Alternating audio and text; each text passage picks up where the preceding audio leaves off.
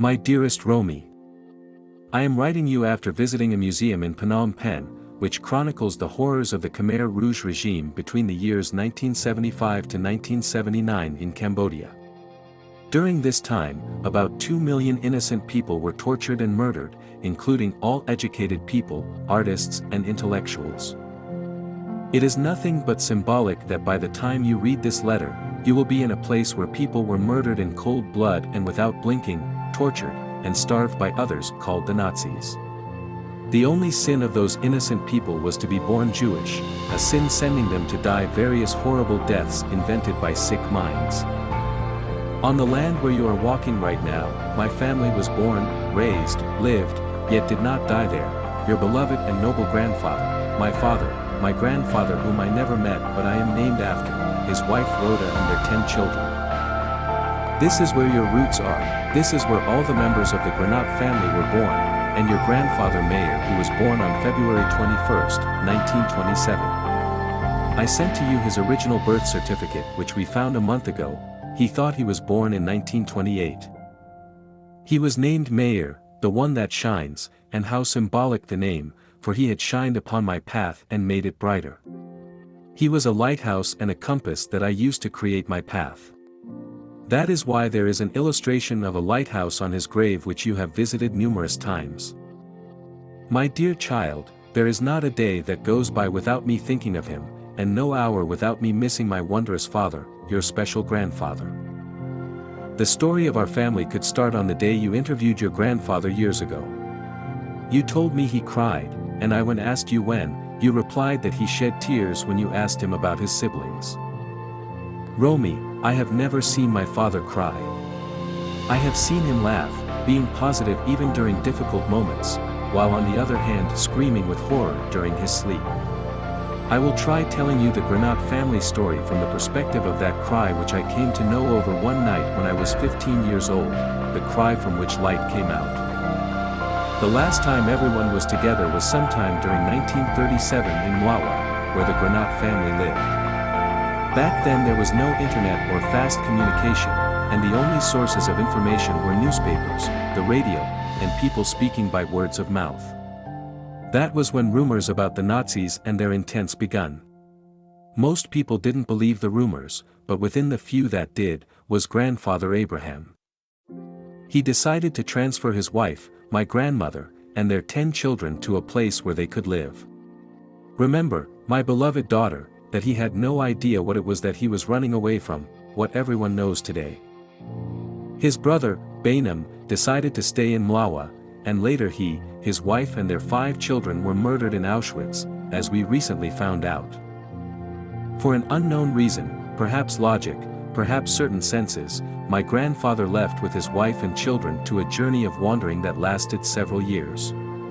And imagine your mother when she moved, how difficult it was for her and others despite all the help she got, as opposed to grandfather Abraham beginning his wanderings with his wagon. It is due to his decision that I am able to write to you this letter. When the journey began, the oldest brother, Israel, was drafted to the Polish army, and he was the one that later notified the family that the Germans are invading Poland. The news followed a decision to escape with some of the family.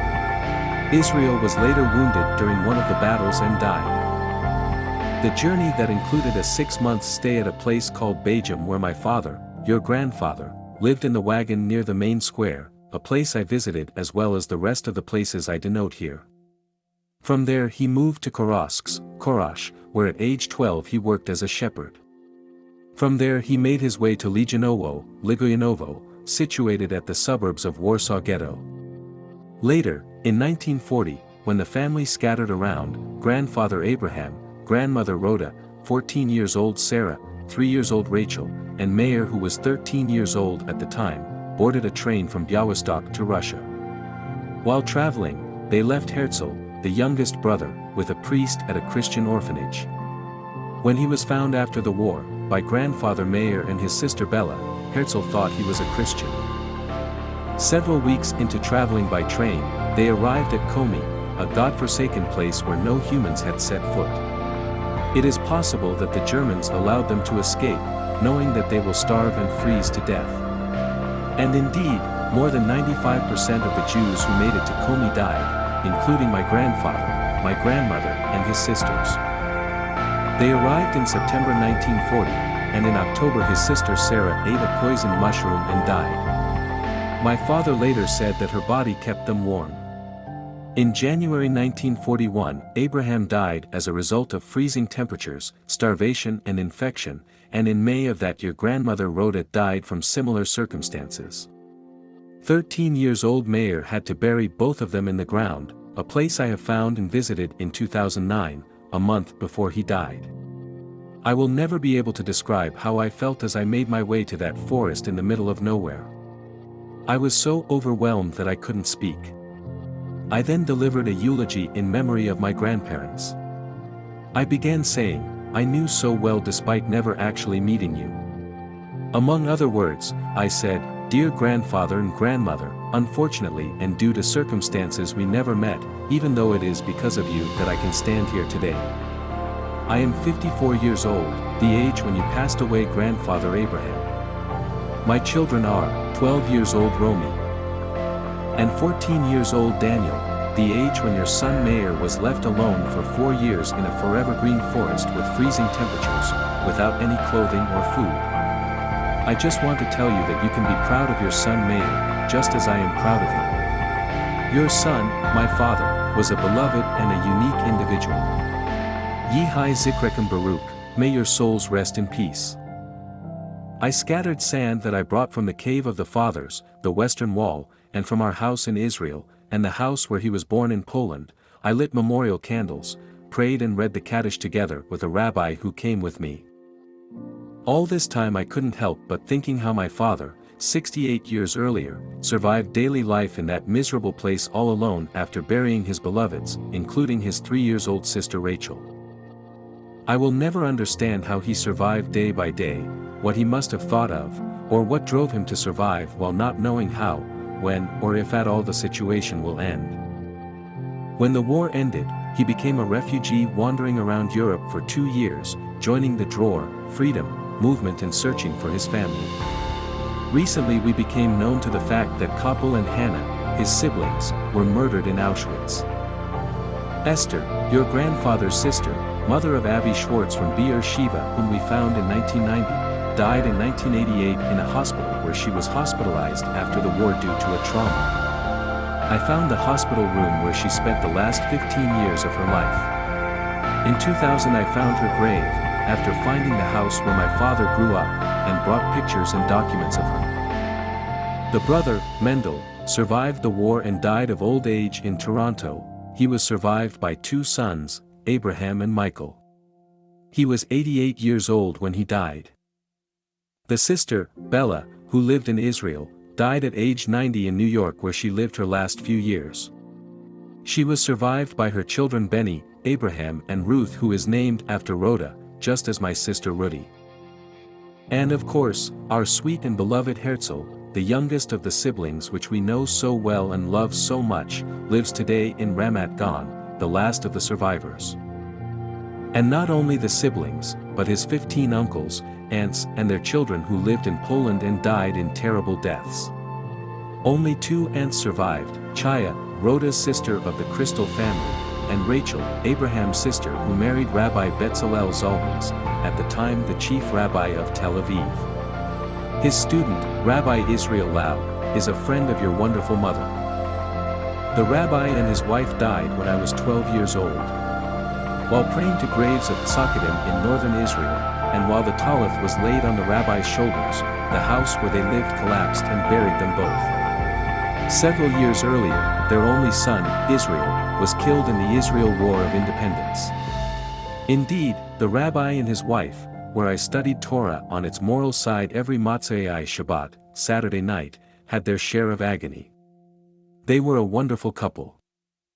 When my father was notified of the tragedy, it was the first time I saw him furious and upset as never before.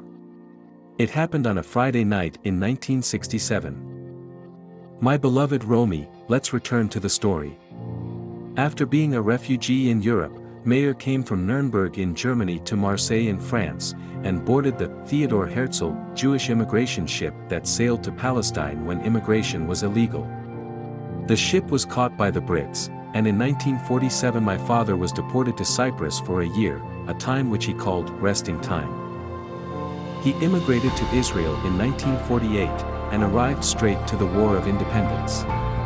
At first he lived in Kibbutz Ein Gevi, and in 1954 he married grandmother Eliza, my mother, an incredible and talented woman, who always aspired to perfectionism and excellence, exactly why she had to escape Iraq. But the story of my mother, for whom the term winner was invented, we will keep for another time. Her family tale is indeed exceptional.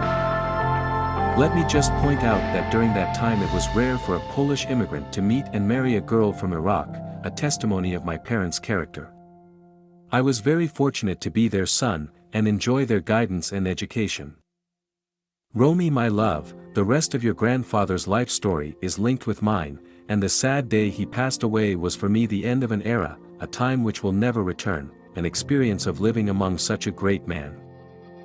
In his eulogy in October of 2009, a month after I found the place where his parents were buried, I said, "My father never spoke about being optimistic, being positive, being with good energies.